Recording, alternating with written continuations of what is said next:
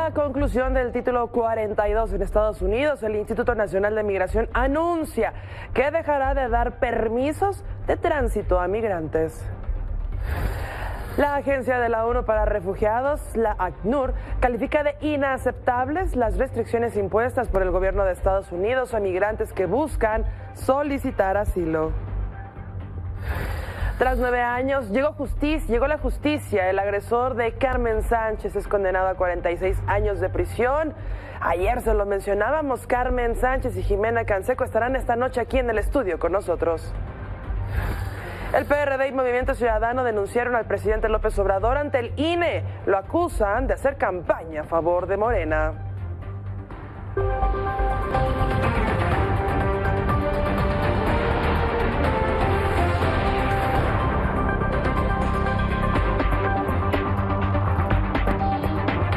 ¿Qué tal? Muy buenas noches. Le doy la bienvenida a este espacio a nombre de mi compañera Elisa Alanís, titular del mismo, y le doy la más cordial bienvenida y lo invito sobre todo para que se quede con nosotros los próximos minutos. Gracias por acompañarnos y nos damos directo con la información, porque México dejará de dar permisos de tránsito a los migrantes y todo esto lo hemos venido platicando en diferentes espacios, en este también, tras la conclusión del famoso título 42. El Instituto Nacional de Migración ha ordenado a todas sus oficinas en el país no otorgar más formatos múltiples migratorios. A través de una ficha técnica también se ha informado que esta medida se suma al cierre de las 33 estancias migratorias establecidas en todo el país, con el fin de la Comisión Nacional de Derechos Humanos para que la CNDH pueda certificar las condiciones de estos centros. Cabe destacar que datos oficiales han revelado que hasta esta noche en la frontera norte de nuestro país se encuentran alrededor de 26.560 migrantes. De estos, 10.000 están en Ciudad Juárez, Chihuahua, 7.000 más en Reynosa, Tamaulipas y 5.500 más en Matamoros. Finalmente, hay 3.000 en Tijuana.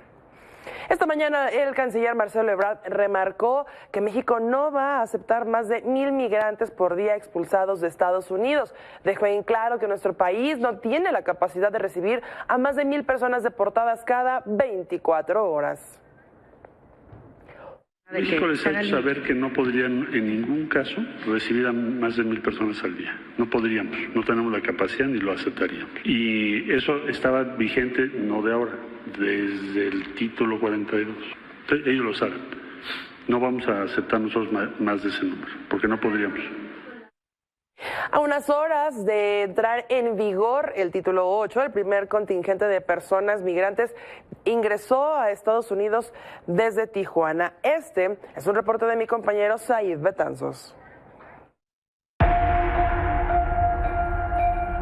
El primer minuto de este viernes 12 de mayo entró en vigor el título 8 y esta mañana la garita El Chaparral en Tijuana, Baja California, ya tenía decenas de migrantes que buscaban ingresar al territorio estadounidense. De Colombia, Honduras, Guatemala, El Salvador, Cuba, Afganistán, México y otras nacionalidades. Todos tramitaron su petición de ingreso hace tiempo por la aplicación CBP One.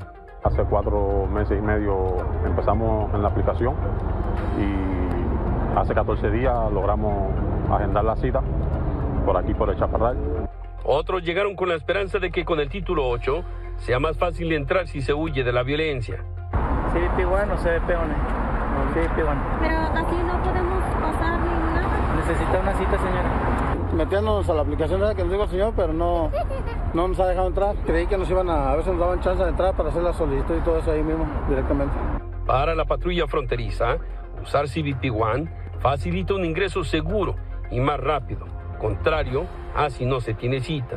Es probable que los no ciudadanos que lleguen a un puerto de entrada sin los documentos de viaje adecuados y sin cita previa experimenten tiempos de espera más largos. Desde Baja California para Milenio Noticias, Said Betanzos. Bueno, vamos a ver qué es lo que está pasando esta noche en Ciudad Juárez, Chihuahua. Ahí se encuentra mi compañero Iván Ruiz para darnos el reporte. Iván, ¿qué tal? Muy buenas noches. ¿Qué es lo que está pasando el día de hoy en la frontera? ¿Y cuál podría ser el comparativo de lo ocurrido todavía la noche de ayer? Adelante. Liliana, ¿qué tal? Muy buenas noches. Aquí en el punto fronterizo donde nos encontramos, justamente donde ayer había cerca de 700 migrantes esperando entrar hacia territorio estadounidense para solicitar el asilo político a minutos de que terminara este título 42. Pues la situación es muy diferente esta noche. Prácticamente aquí la zona está ya desértica y justamente en estos momentos los últimos migrantes que estaban apostados allí en la entrada del punto 42 esperando ser recibidos por la patrulla fronteriza, pues están siendo desalojados ahora por la misma autoridad. Sin embargo, pues ya no pues se les aplicará el título 42, sino pues quedarán ya asegurados y se les podrá este título 8 que ya nos comentabas cuál era la situación. Aquí pues estos ya, como puedes ver, van algunos con las manos esposadas, ya los llevan esposados. Es señal de que pues es parte de este protocolo del título número 8, en donde pues ya son prácticamente catalogados como delincuentes debido a haber ingresado de forma ilegal a los Estados Unidos. Ellos fueron los últimos que se quedaron durante toda la noche y la madrugada de este viernes, y en estos momentos justamente pues están ya siendo procesados con este título 8, como nos los comentaba nuestro compañero de Tijuana. A partir del primer minuto de hoy pues están a todos los migrantes que cruzaron, y pese a que ellos estuvieron desde el día anterior, están pues siendo procesados bajo este título. Minutos antes, un grupo de migrantes, una veintena aproximadamente, pues dialogaron con los elementos de la Guardia Nacional, así como de la patrulla fronteriza, les comentaron cuál era la situación y ellos decidieron salirse de este cerco, regresar. Ellos comentaron que a territorio mexicano, pero no lo hicieron, se fueron por la orilla del río, del lado americano, pero del otro lado del cerco, pues buscando otra posibilidad de ingreso, y se fueron rumbo al Valle de Juárez, una de las zonas un poco más desérticas y pues de más riesgo para estas personas en situación de movilidad. Y justamente pues algunos de ellos comentaban el porqué de su regreso, el porqué desistir de toda esta situación que se está viviendo aquí en la frontera entre el sur de Estados Unidos y el norte de México. Pero escuchemos a Juan, un venezolano que pues trató de llegar hacia los Estados Unidos. Sin embargo, ante pues esta posibilidad muy poca de poder ingresar, pues decidió desistir de esta posibilidad. Escuchemos qué es lo que dice Juan Pavón, migrante venezolano, por favor. Producto del desespero del que viven los emigrantes, producto de la situación de vulnerabilidad que nosotros tenemos, donde llegamos acá y entonces queremos escapar de este país rápido porque nuestras vidas aquí corren peligro y hay muchos temores. Y entonces eso es una solución como inmediata que nosotros vemos ahí. Oye, Iván, bueno, estos testimonios, este testimonio da mucho cuenta, y todo lo que nos has platicado de la situación que se vive en esta frontera. Preguntarte particularmente la situación, lo que has podido tú observar. Hay un tema a la par de las familias migrantes, están los niños, muchos niños van en estas caravanas, son parte de estos grupos de migrantes. Algunos van acompañados, por desgracia el número de niños migrantes no acompañados también ha incrementado. ¿Hay un trato particular para ellos en esta ocasión? Así es, el día de ayer fueron los primeros que ingresaron. De los pocos que ingresaron, cerca de 150 a 200 migrantes que les permitieron el paso antes de que concluyera este título 42. La mayoría de ellos fueron primero menores no acompañados, después aquellos que iban acompañados de una persona, papá o mamá, y al último algunas familias, para quedarse en su mayoría los últimos personas pues que viajan solas, en este caso puros masculinos, puros hombres. Aquí autoridades del estado de Chihuahua también les han brindado un apoyo especial a estos menores, que incluso el gobierno del estado destinó varios millones de pesos para apoyar a esos albergues que ayudan a su vez a menores que viajan solos con destino a los Estados Unidos, con la intención de reunirse con algún familiar que ya se encuentra del otro lado de la frontera. Así la situación aquí en Ciudad Juárez. Bueno, sin duda también era necesario platicarlo, el tema de la forma en la cual han ido ingresando y el trato para los niños no acompañados, los niños migrantes no acompañados, que sin duda es otra gran problemática dentro de lo que ya es una gran problemática, mi querido Iván. Vamos a ver cómo se van desarrollando los próximos días, ya de acuerdo a lo que decía el secretario de Relaciones Exteriores, Marcelo Ebrard. México no puede recibir más de 1,000 personas al día. Y no es cifra menor, estamos hablando de 30,000 al mes, básicamente, 30,000, 31,000 personas al mes. La frontera va a ser un tema complicado, vamos a ver cómo se va desarrollando y las decisiones que tomen todos, ambos países, tanto México como Estados Unidos, y el refuerzo que ya estamos viendo en la frontera sur, porque siempre de ahí es una coladera que, bueno, todo el mundo ya lo sabe. Mi querido Iván, yo te lo agradezco y seguimos pendientes. Pendiente, nos vemos en la próxima. Muy buenas noches. Muy buenas noches. Y siguiendo con este tema, la Agencia de la ONU para Refugiados, el ACNUR, así como la Organización Internacional para las Migraciones, calificaron como inaceptables las restricciones impuestas por el gobierno de Estados Unidos a migrantes, quienes tienen el derecho humano de solicitar asilo.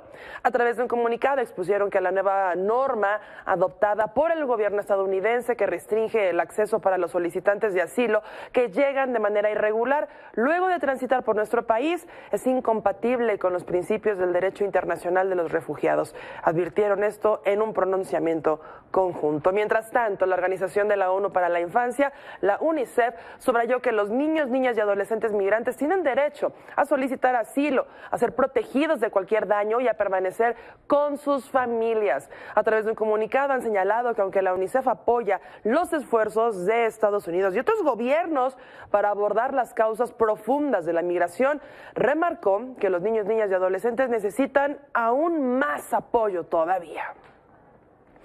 Manuel Alfonso Marín fue nombrado como nuevo titular del Instituto Nacional de Migración en Chihuahua, y todo esto en sustitución de Salvador González, quien usted lo recuerda, fue vinculado a proceso tras el incendio en un centro de detención donde murieron 40 migrantes el 27 de marzo. Y cambiamos de información. Anoche le dábamos a conocer que tras la búsqueda de 9 años de justicia, por fin las autoridades del Estado de México condenaron a 46 años de prisión al agresor del activista Carmen Sánchez. Esto se trata de la primera sentencia de este tipo en México y el resto de América Latina. ¡Sí se pudo! ¡Sí se pudo! ¡Sí se pudo! Carmen Sánchez, activista y sobreviviente de violencia ácida, es reconocida por colectivos feministas luego de dejar un precedente histórico en México y América Latina que tras 9 años de batalla legal sirve de recordatorio para los agresores. La violencia se castiga. En 2014, su exesposo, Efraín García Ramírez, intentó asesinarla por segunda vez, arrojándole ácido de batería mezclado con aceite para auto, lo que le ocasionó lesiones graves por las que fue sometida a más de 53 cirugías en el rostro. Previo al ataque, Carmen había escapado de su agresor para frenar la violencia que ejercía sobre ella, y aunque intentó denunciarlo a las autoridades por violencia familiar, intento de homicidio y violación, estas no le brindaron protección necesaria. A raíz del atentado, Carmen inició su fundación para ayudar a más víctimas como ella, y su lucha contribuyó a que el ataque con ácido fuera recalificado a delito grave. Por casi una década, el atentado contra Carmen era parte del 94% de casos que permanecen impunes.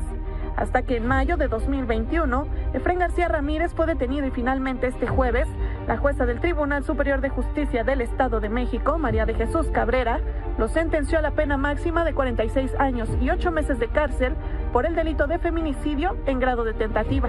Me siento contenta porque esta es la primera sentencia en México y en América Latina que se castiga como tentativa de feminicidio un crimen tan atroz, un crimen tan cruel. Reconozco que el Poder Judicial el día de hoy castigara de esta manera y que viera todas estas afectaciones. Para mí no solo estar viva es suficiente. Cuando la violencia machista y el ácido me arrebataron mi identidad, mi libertad humana y me dejó afectaciones físicas, psicológicas, psicosociales y psicoemocionales. Ahora, Carmen espera que a su agresor se le nieguen las facilidades jurídicas por los daños irreversibles que causó en ella y sus hijas. Además, pide que la Comisión Ejecutiva de Atención a Víctimas del Estado de México le garantice el acceso al Fondo de Ayuda, Asistencia y Reparación Integral para continuar con su tratamiento.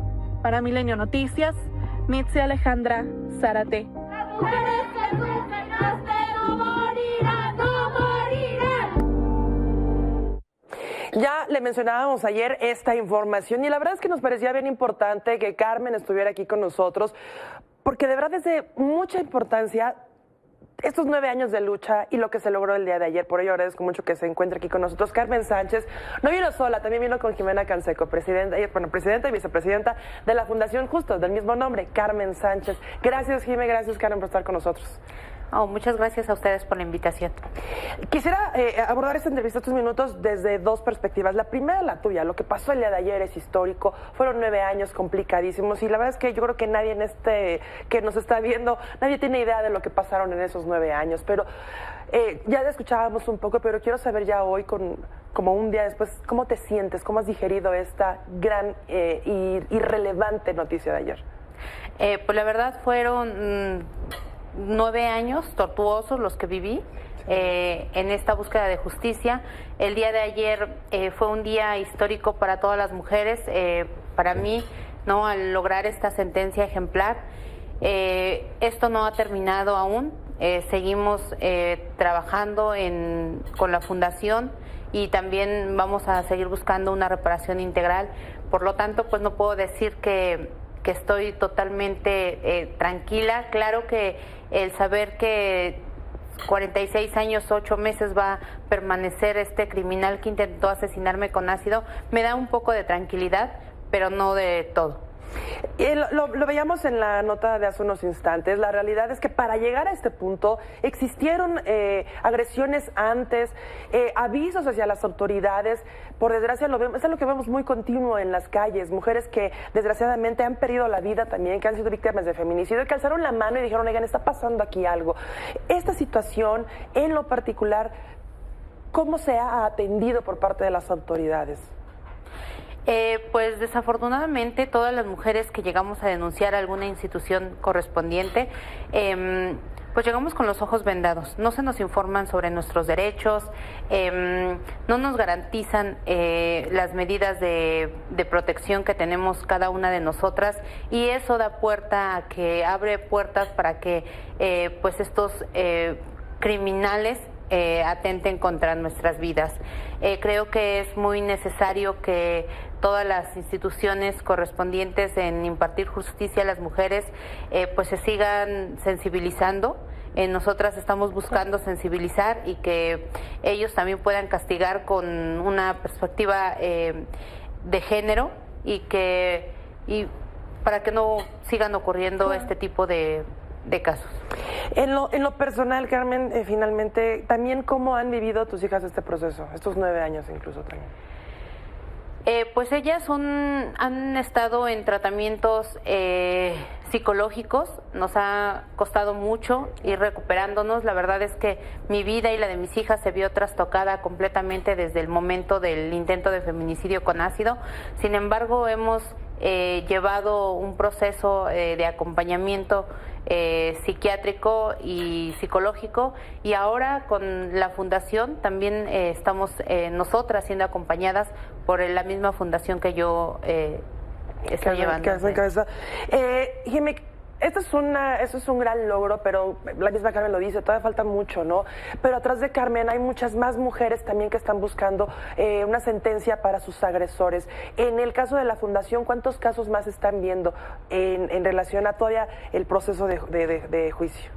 Nosotras desde la Fundación hemos documentado al menos 39 casos de mujeres víctimas de ataques con ácido. No todas han logrado sobrevivir.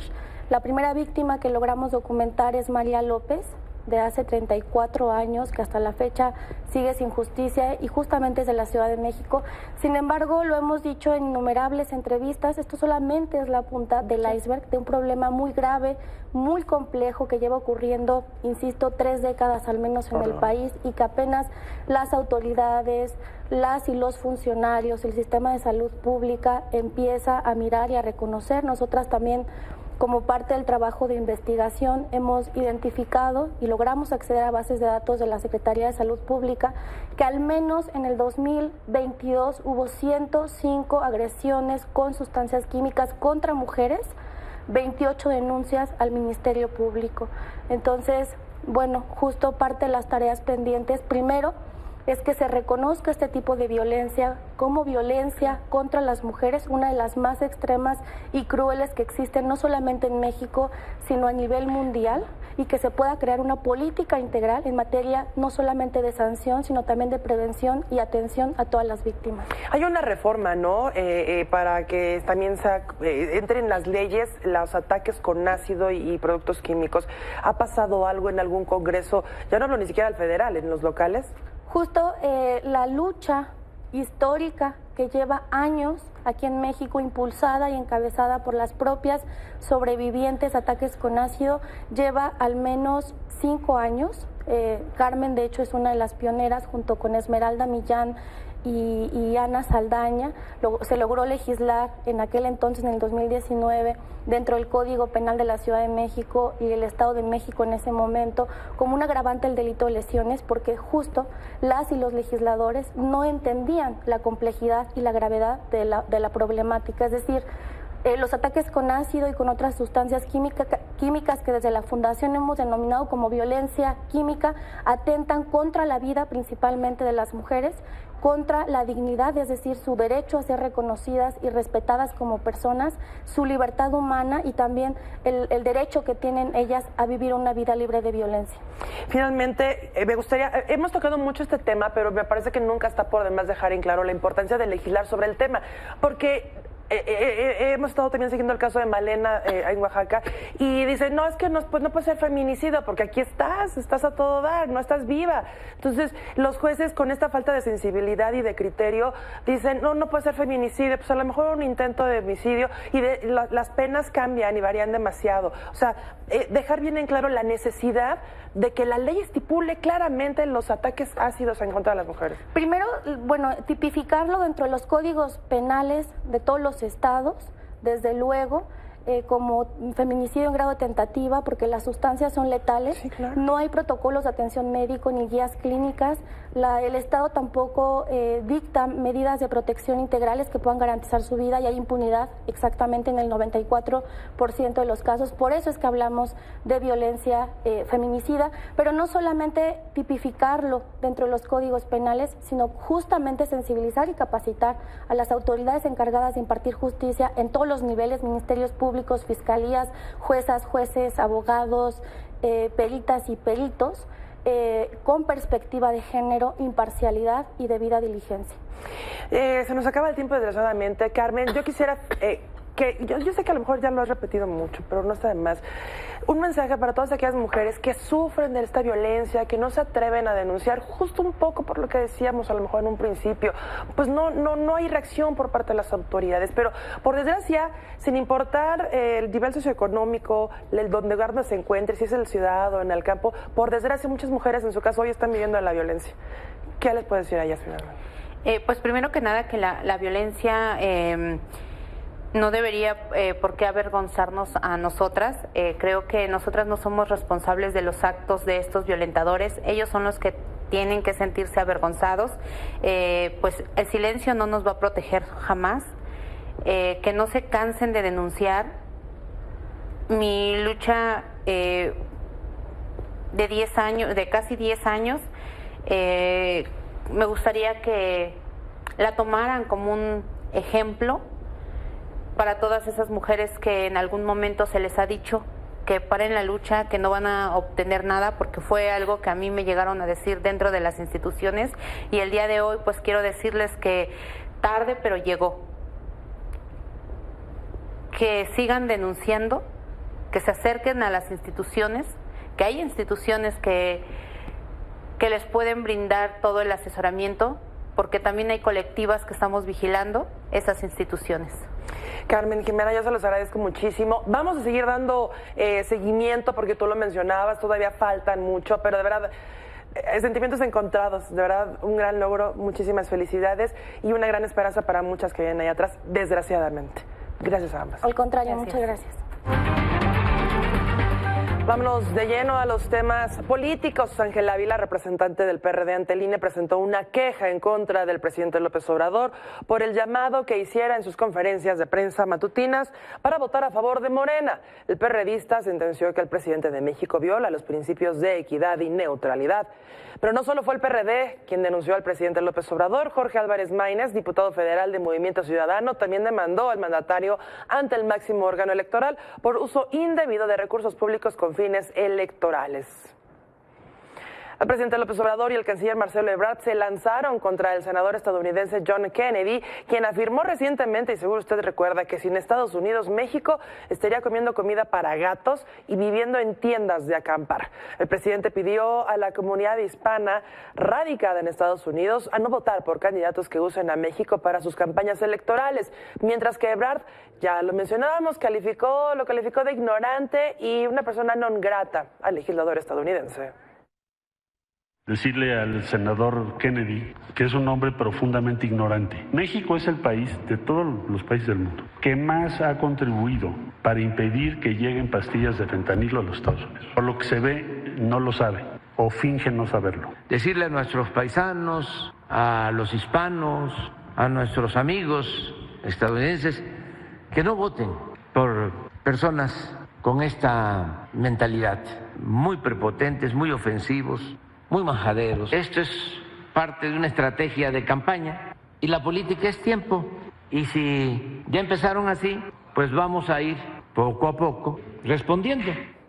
Y continúan los señalamientos desde el gobierno federal contra ministros de la Suprema Corte. A través de la cuenta oficial del gobierno de México en Twitter se posteó que los ministros de la Corte tienen un fondo excesivo de más de $500,000 para comidas con cargo al erario público. Es decir, que no gastan dinero para de su sueldo para sus alimentos. Y haciendo un breve recorrido por los estados, 4 hombres fueron sentenciados a 560 años de prisión por el multihomicidio de una familia en el municipio de Tultepec, en el Estado de México. Esto ocurrió la noche del 10 de abril del 2022, cuando integrantes del grupo conocido como los Riquis ingresaron a un domicilio donde dispararon contra un hombre, 3 mujeres y 4 menores de edad. Todos fallecieron. Además de su condena, los sujetos deberán de pagar una multa de $40,000. En Oaxaca, mujeres víctimas de violencia de género y activistas de colectivos se encadenaron a la sede de la Fiscalía Estatal. Exigieron justicia y castigos en contra de los feminicidas. Denunciaron que hay un rezago en la integración de al menos 12 carpetas de investigación en casos de violencia intrafamiliar, pensiones alimentarias, violencia sexual digital, acoso sexual laboral y hasta tentativa de feminicidios. Dimos el tiempo razonable, más de 2 meses, y realmente pues no vemos nada, ¿no? ¿Cuántos casos son iguales en específico los están? Tenemos 12 casos ahorita en el tema del colectivo. El primer caso pues en específico es el de Braulio, que tiene aquí la compañera. Si bien pues ya nos habíamos sentado con el fiscal, él nos explicó cómo iba a estar el tema de Braulio. Sin embargo, pues vemos que agarran otras personas, ¿no? Y lo más alarmante aquí que nosotras pues decidimos salir es porque la comandante aquí a la compañera ya no le contesta las llamadas. En Oaxaca, fuerzas de seguridad detuvieron a un hombre quien se dedicaba a reclutar a menores de edad para encuentros sexuales. El secretario de Seguridad, Raúl Ávila, informó que la detención se realizó gracias a una denuncia al 911. Cabe destacar que Oaxaca ocupa desgraciadamente el segundo lugar nacional en alerta por turismo sexual infantil. Logramos la detención de esta persona a través de los elementos de la policía municipal. Se dieron a la tarea de localizar los teléfonos que ponían en estos cartelones. Eran 3 números telefónicos diferentes. El número que correspondía con la de Chihuahua fue el que se ubicó en la zona de operación. Y una vez ubicada la zona donde se movía este sujeto, se ubicó físicamente, se le ubicó también por cuentas de Facebook, Instagram y Twitter. Fue del modo que se pudo sacar su perfil, su fotografía, se identificó y se logró la detención. El Congreso de Veracruz aprobó por unanimidad la Ley 3 de 3, que busca la suspensión de derechos para ocupar cargos o empleos o comisiones de servicio público a aquellos que sean deudores alimenticios o no hayan cometido algún tipo de violencia. En otras cosas, los corridos tumbados son un género musical que se ha convertido en uno de los más escuchados sin duda entre los jóvenes. Sin embargo, padres de familia y maestros en Nayarit están preocupados por su contenido.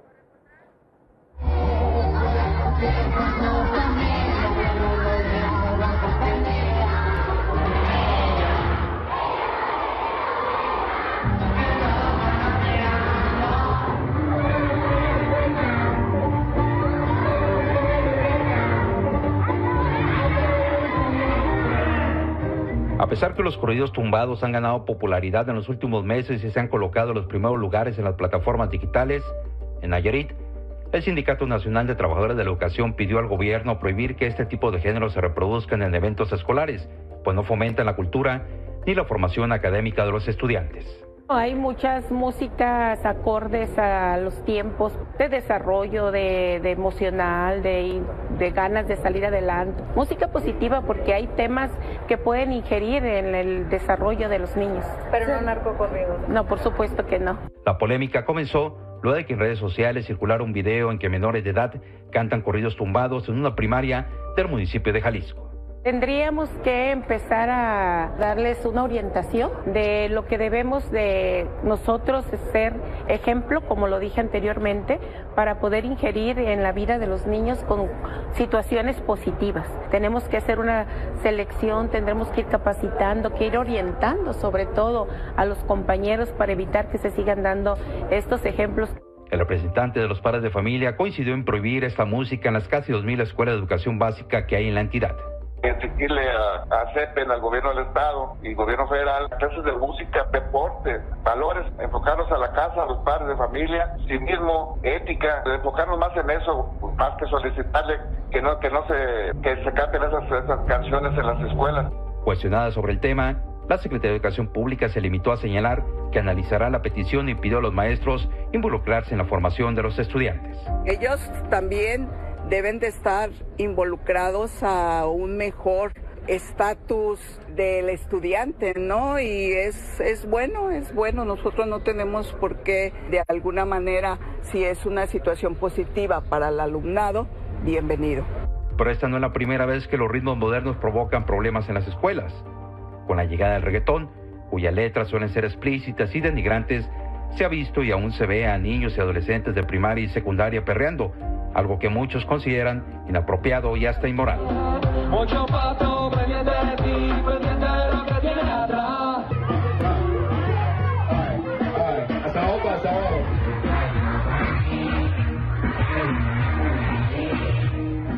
Y los padres y maestros no ponen el ejemplo. Madres y maestras se grabaron bailando así el 10 de mayo pasado en una escuela de Culiacán, en el estado de Sinaloa.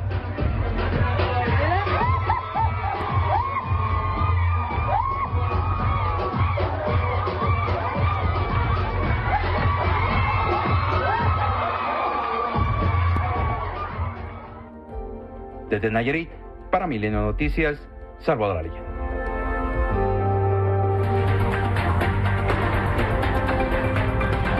Es viernes, ya lo sabe, nos vamos con Susana Moscatel. Adelante.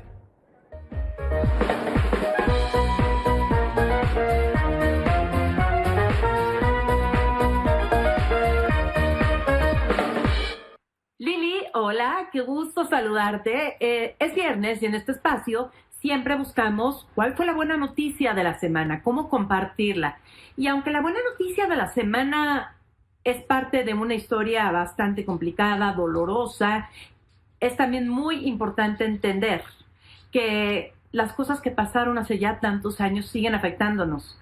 Por eso cuando vimos el tweet de Sasha el miércoles aproximadamente a las 6:30 de la tarde, diciendo que había ganado el proceso contra su exproductor Luis de Llano, con quien ahora se define de esta manera, pues hubo una relación ilícita cuando ella era muy pequeña.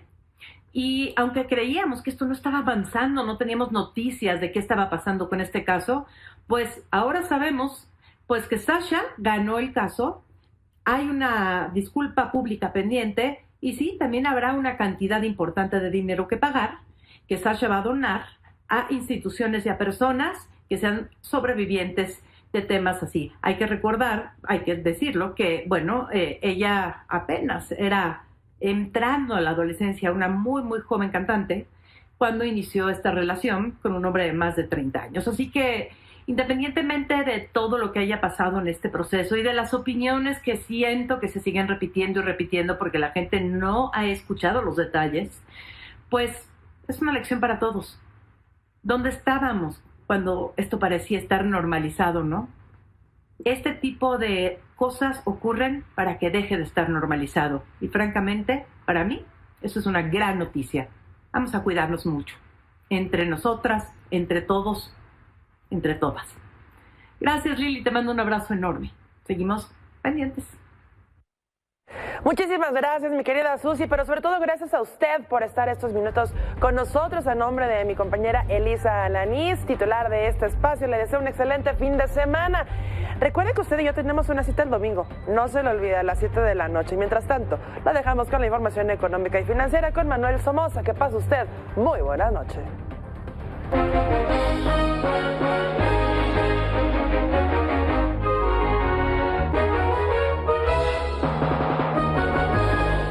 Buenas noches. Hoy tuvimos mercados con muy pocas referencias económicas. La única fue el sentimiento de los inversionistas en Estados Unidos, que no salió como se esperaba, pero no mucho más que eso. Las bolsas en el mundo estuvieron negativas en Asia, positivas en Europa, y en Estados Unidos ligeramente negativas. La Bolsa Mexicana de Valores también perdió 0.24. El peso se mantuvo fuerte alrededor de la jornada, estuvo en 17.57 pesos por dólar, lo cual, bueno, sigue siendo la mejor cotización que hayamos visto desde el año 2017.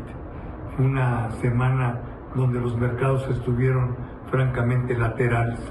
Lo que la molestó fue, bueno, el tema del techo del endeudamiento de la deuda en Estados Unidos, que sigue preocupando. Sería inimaginable que ese país pudiera caer en suspensión de pagos, pero bueno, no está en el campo de lo imposible.